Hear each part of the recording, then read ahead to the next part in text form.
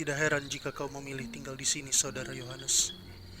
Di sini tenang, jauh dari hiruk-pikuk pemukiman kota. Dan lebih baik lagi, kita bisa melihat malaikat-malaikat memenuhi langit malam ini. Malaikat? Maksudmu? Bintang-bintang di langit. Mereka sedang bernyanyi memuji Tuhan Allah di atas sana. Itulah yang selalu mereka lakukan.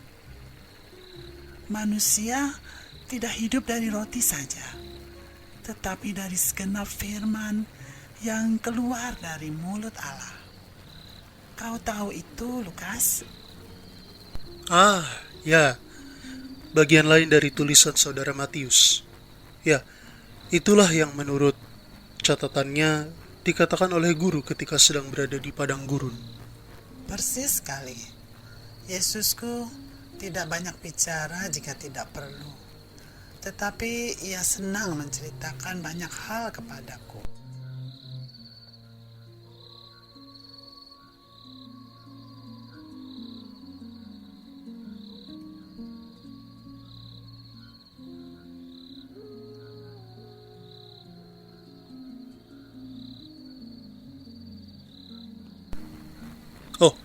Oh ya, Ibu.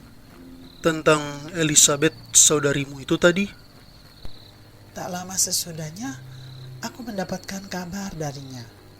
Sepucuk surat yang mengabarkanku tentang kehamilannya sendiri.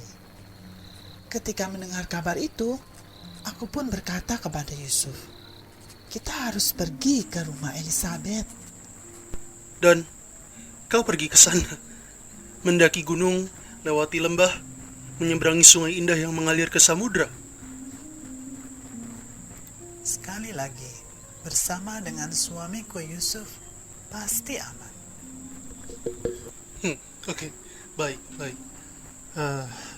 Di negeri pegunungan Yudea, seperti yang kau katakan tadi itu, benar, Ibu? Lalu aku masuk ke rumah Elizabeth. Aku memberikan salamku kepadanya. Seketika itu juga ia kegirangan menyambutku. Diberkatilah engkau di antara semua perempuan, dan diberkatilah buah rahimmu. Siapakah aku ini, sampai ibu Tuhanku datang mengunjungi aku? Sebab sesungguhnya ketika salammu sampai kepada telingaku, anak yang di dalam rahimku melonjak kegirangan.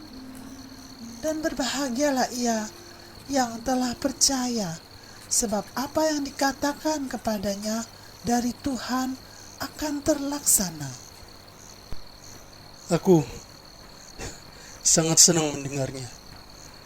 Elizabeth mengatakan semuanya itu. Berbahagialah orang yang tidak melihat dan mendengar, tapi percaya. Dan di rumah itulah Elizabeth menceritakan semuanya kepadaku. Suaminya bisu saat itu, sebab ia sempat ragu pada apa yang dikatakan malaikat kepadanya, yaitu saat malaikat menyampaikan bahwa istrinya Elizabeth akan mengandung, padahal usianya sudah lanjut. Jadi, bagaimana dia berkomunikasi? Beberapa orang akan membawakan batu tulis setiap harinya. Jika ada yang penting ia sampaikan, ia akan tuliskan di batu-batu tulis itu. Batu tulis. Beginilah kataku kepadanya dan kepada Tuhan Allahku. Jiwaku memuliakan Tuhan, dan hatiku bergembira karena Allah juru selamatku. Sebab ia telah memperhatikan kerendahan hambanya. Sesungguhnya mulai dari sekarang segala keturunan akan menyebut aku berbahagia, karena Yang Maha Kuasa telah melakukan perbuatan-perbuatan besar kepadaku, dan namanya adalah kudus. dan rahmat-Nya turun-temurun atas orang yang takut akan Dia. Ia memperlihatkan kuasa-Nya dengan perbuatan tangan-Nya dan mencerai-beraikan orang-orang yang congkak hatinya. Ia menurunkan orang-orang yang berkuasa dari tahtanya dan meninggikan orang-orang yang rendah.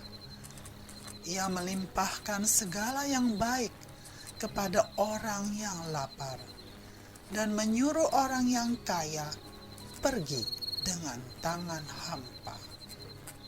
Ia menolong Israel, hamba-Nya, karena Ia mengingat rahmat-Nya, seperti yang dijanjikannya kepada nenek moyang kita, kepada Abraham dan keturunannya untuk selama-lamanya.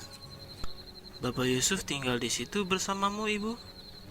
Tidak, ia merasa tidak pantas berada di dekat pelayan Allah yang Maha Tinggi.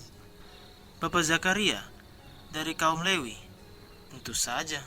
Jadi, kau tinggal di sana membantu kelahirannya, Yohanes Sang Pembaptis? Sampai waktunya tiba, semua orang yang ada di sana bersuka cita. Dan Elisabet juga Zakaria melakukan seperti apa yang harus mereka lakukan saat anak mereka lahir.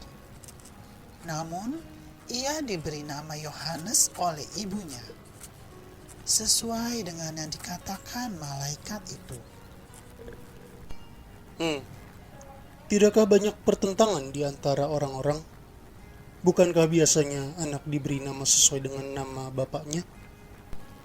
Itulah sebabnya Zakaria menulis di atas batu tulis lagi bahwa anak itu akan diberi nama Yohanes. Seketika itu juga terbukalah mulutnya dan terlepaslah lidahnya. Maka ia dapat berkata-kata lagi dan langsung memuji Tuhan Allah yang Maha Tinggi. Oh, keluargamu nampaknya sedang memuji Tuhan dengan doa dan pujian yang panjang, Ibu. Jadi, adakah Bapak Zakaria melakukan hal yang demikian juga? Ada. Yang satu ini aku dengar langsung dari guru. Menurut guru, katanya seperti demikian. Terpujilah Tuhan, Allah Israel, sebab Ia melawat umat-Nya dan membawa kelepasan baginya.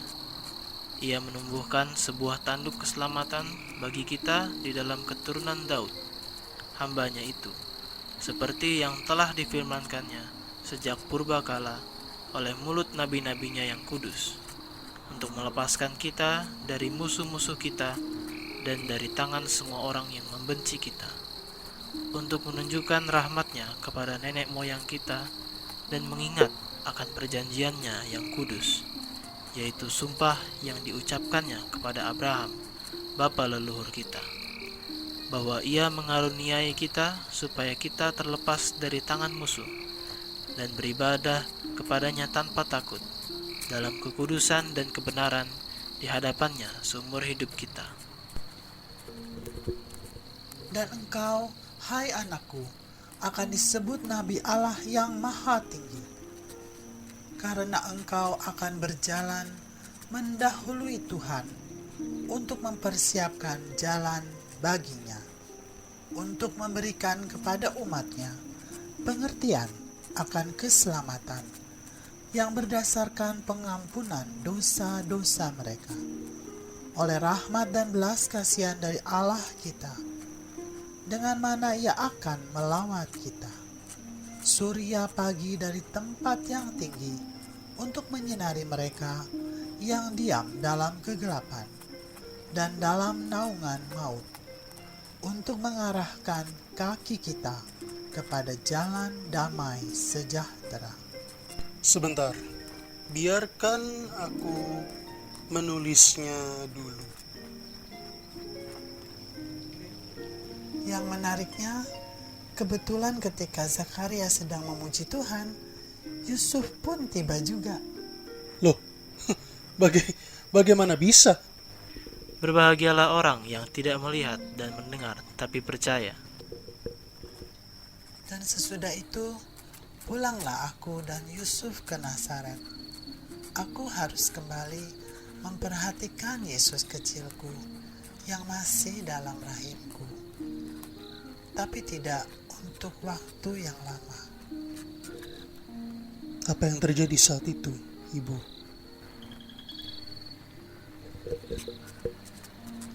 Tak lama kemudian, beberapa hari sesudah itu, seorang pembawa pesan datang berlari ke kota Nazaret. Ia mengumumkan dalam bahasa Ibrani dan Yunani sebuah perintah dari kaisar. Setiap orang harus mendaftarkan dirinya di kota kediaman mereka masing-masing. Sebuah sensus akan dilaksanakan untuk seluruh kerajaan. Kan kau dan Bapak Yusuf tinggal mendaftarkan diri di pembesar setempat di kota Nazaret. Sejak kau dan Bapak Yusuf adalah penduduk kota Nazaret. Bukankah begitu, Ibu? Untuk ibu dan bapak Yusuf tidak demikian, Lukas. Kami berdua adalah keturunan dari Raja Daud. Ketika menghadap pada pembesar di kota Nazaret, sang pembesar mengatakan bahwa kami harus mendaftarkan diri di kota asal garis darah kami. Yang berarti kau dan Bapak Yusuf harus pergi ke kampung halaman dari Raja Daud dan keturunannya, yang adalah Bethlehem. Tepat, jadi itulah yang kami lakukan. Aku tidak bisa membayangkan wanita hamil berjalan ke sana kemari. Pasti melelahkan dan berbahaya. Sekali lagi, bersama dengan suamiku Yusuf, pasti aman. Lagi-lagi semangat cinta ilahi. Iya, benar. Ketika kami sampai di sana, tidak ada tempat penginapan yang tersedia. Jadi, kami harus bermalam di kandang ternak, sapi dan domba. Dan disitulah aku melahirkan anakku, Yesus, Putra Allah yang Maha Tinggi.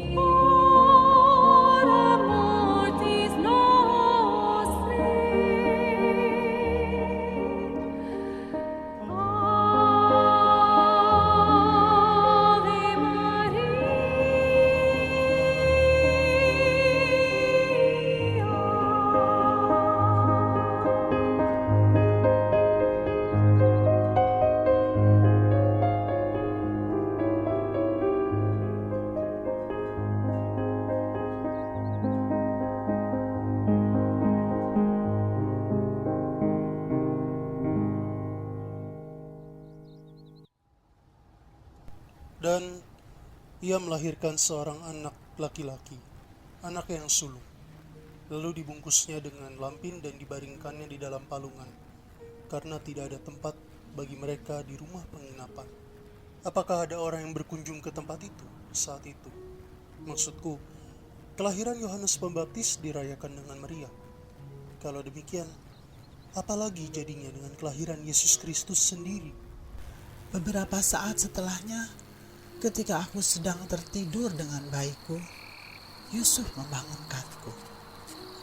Yesus pun terbangun lalu menangis. Maka aku menenangkannya. Samar-samar dari kejauhan terdengar suara lembut domba-domba mengembik.